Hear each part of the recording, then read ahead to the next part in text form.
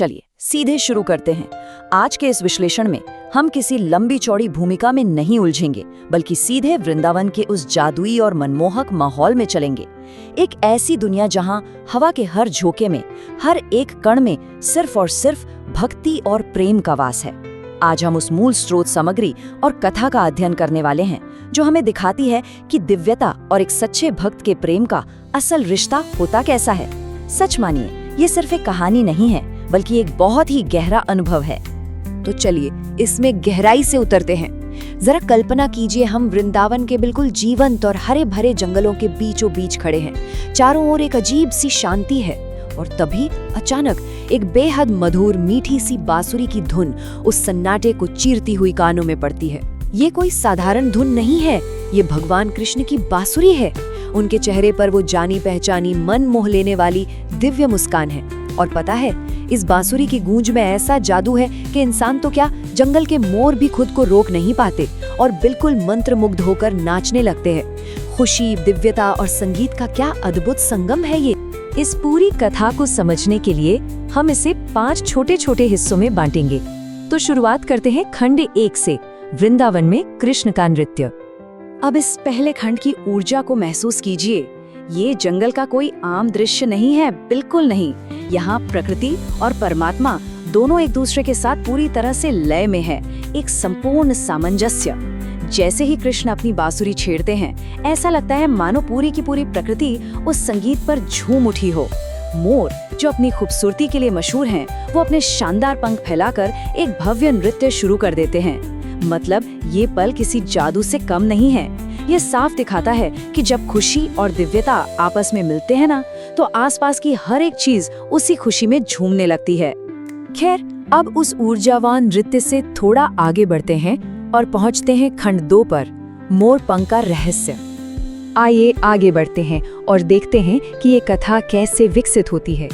जंगल में चल रहा वो भव्य नृत्य अब थम सा गया है और माहौल में एक गहरी श्रद्धा और शांति छा गई है। मोरों का राजा, जो अभी तक मगन होकर नाच रहा था, अब बेहद प्रेम और सम्मान के साथ भगवान कृष्ण की ओर बढ़ता है। वो अपने सबसे खूबसूरत, सबसे कीमती पंख निकालता है और उन्हें बड़े ही आदर से कृष्ण के चरणों में रख देता है। और फिर एक जादुई चमक के बीच कृष्ण उन पंखों में से एक उठाते हैं और उसे अपने मुकुट पर सजा लेते हैं। जरा सोचिए, एक राजा अपना सबसे अनमोल आभूषण परमात्मा को सौंप रहा है। कितना शक्तिशाली दृश्य है ये। और इस भेंट को स्वीकार करते हुए भगवान कृष्ण जो कहते हैं, वो सच में दिल छू लेने वाला है। वे कहते हैं कि ये पंख सिर्फ कोई सजावट की चीज नहीं है, बल्कि ये उन सभी का सच्चा प्रेम है। ये बात बिल्कुल साफ कर देती है कि परमात्मा कभी भी किसी चीज की कीमत या उसके बाहरी चमक दमक नहीं देखता। उसके लिए सिर्फ वो भावना, वो प्यार मायने रखता है जिसके साथ वो चीज दी गई है। मोरों के राजा का वो उपहार इसलिए खास नहीं था क्योंकि वो एक सुंदर पंख था, बल्कि इसलिए अनमोल था क्योंकि उसके पीछे का प्रेम बिल्कुल निस्वार्थ और सच्चा था। इस राजसी और भव्य दृश्य के बाद कहानी एक नया मोड़ लेती है। देखते हैं खंड 3, बूढ़ी माँ की सच्ची भक्ति।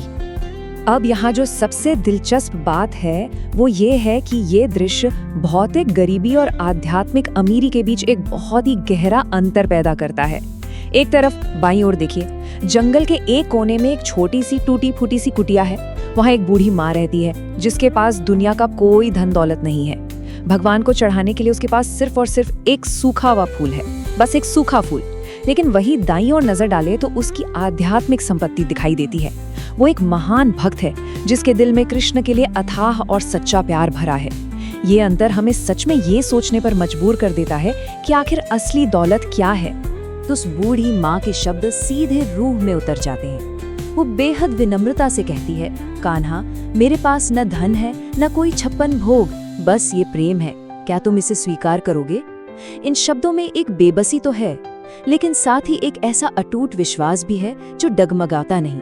महसूस करके देखिए इसके पीछे की वो थोड़ी उदास लेकिन सुकून देने वाली भावना। ये पूरी तरह से साबित कर देता है कि सच्ची भक्ति को किसी दिखावे या महंगे साधनों की कोई जरूरत नहीं होती।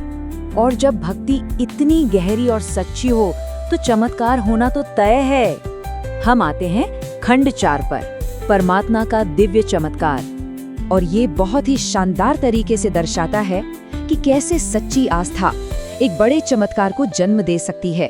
दिव्यता यहाँ अपने सबसे अद्भुत रूप में सामने आती है। जैसे ही वो बूढ़ी माँ अपने कांपते हाथों से वो साधारण सूखा हुआ फूल अर्पित करती है, वैसे ही कृष्ण अचानक उस टूटी हुई कुटिया में प्रकट हो जाते हैं। चारों तरफ एक अंधा कर देने वाला दिव्य प्रकाश फैल जाता है, मानो स्वर्ग से कोई मधुर संगीत गूंजने लगा हो। और जैसे ही कृष्ण उस सूखे फूल को छूते हैं, पलक झपकते ही वो एक ताजा चमकते हुए कमल में बदल जाता है। ये सिर्फ एक फूल का खिलना नहीं था, बल्कि ये उस माँ के सालों के प्यार का वो फल था जिसे खुद भगवान ने अपने हाथों से जिंदा कर दिया था। लेकिन ठहरिए, चमत्कार सिर्फ फूल का कमल बनना ही नहीं था, असली बात तो इसके बाद होती है। भगवान कृष्ण करुणा और कृपा से भरे हुए अपने मुकुट से वही राजसी मोर पंख उतारते हैं, हाँ, वही पंख जो मोरों के राजा ने उन्हें दिया था, और उसे ले जाकर उस गरीब बूढ़ी माँ के चरणों में रख देते हैं। इस एक कदम का जो महत्व है वो शब्दों से परे है। एक महान राजा का सबसे बड़ा और भव्य उपहार एक गरीब भक्त के सच्चे प्यार के सामने पूरी तरह से नतमस्तक हो जाता है। ये साबित करता है कि परमात्मा के लिए सच्चे प्रेम से बढ़कर दुनिया का कोई राजसी वैभव नहीं है, कोई भी नहीं। ये कथन इस पूरे विश्लेषण का सबसे बड़ा भावनात्मक शिखर है। कृष्ण कहते हैं, माँ, दुनिया के लिए मैं भगवान हूँ, पर भक्तों के प्रेम के आगे मैं हमेशा झुक जाता हूँ। कितना गहरा सच है ये। जो भगवान पूरे ब्रह्मांड का रचयिता है, जो सबका पालनहार है, वो किसी दौलत या ताकत के आगे नहीं झुकता। वो झुकता है तो सिर्फ एक सच्चे भक्त के निर्मल और साफ दिल के आगे। ये भक्ति का सबसे असली और पवित्र रूप है। इस अद्भुत और सुंदर लीला को समझने के बाद अब समय है इसके निष्कर्ष की ओर बढ़ने का। खंड 5, प्रेम का अंतिम संदेश। तो यहाँ सबसे महत्वपूर्ण बात ये है कि आखिर सच्ची भक्ति है क्या? इस स्रोत सामग्री से हमें जो आध्यात्मिक शिक्षा मिलती है वो बहुत स्पष्ट है। सच्ची भक्ति सिर्फ अपना दिल और अपना शुद्ध प्रेम अर्पित करने का नाम है। इस बात से रत्ती भर भी फर्क नहीं पड़ता कि किसी के पास कितना पैसा या साधन है। जब प्रेम सच्चा होता है तो उसे दिव्यता का सबसे बड़ा और सर्वोच्च सम्मान मिलता है, बिल्कुल वैसे ही जैसे उस बूढ़ी माँ को मिला। ये संदेश हमें हर पल याद दिलाता है कि जीवन में बाहरी दिखावा नहीं, बल्कि हमारी आंतरिक भावनाएं मायने रखती हैं। इस पूरे स्रोत का जो अंतिम और सबसे बड़ा निष्कर्ष है वो सच में बहुत प्रेरणा देने वाला है। भगवान को कभी भी 56 भोगों की या बड़े बड़े आयोजनों की कोई लालसा नहीं होती।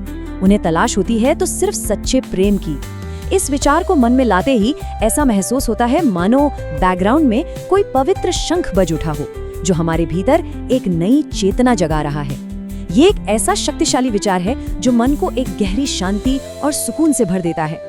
और अब इस विश्लेषण के बिल्कुल अंत में एक बहुत ही गहरा सवाल उभर कर सामने आता है। क्या परमात्मा वास्तव में किसी भी तरह के भौतिक धन दौलत की कामना करता है, या फिर उसे सिर्फ एक सच्चे हृदय के निर्मल प्रेम की ही तलाश है? इस पूरी कथा के सफर को तय करने के बाद ये प्रश्न हर किसी के जहन में एक लंबी गूंज छोड़ जाता है। ये हमें सोचने पर मजबूर कर देता है कि हम अपने आस्था और जीवन में किन चीजों को सबसे ज्यादा अहमियत देते हैं। आज का ये विश्लेषण तो यहीं समाप्त होता है, लेकिन मुझे यकीन है कि ये विचार हमेशा हमारे साथ रहेगा।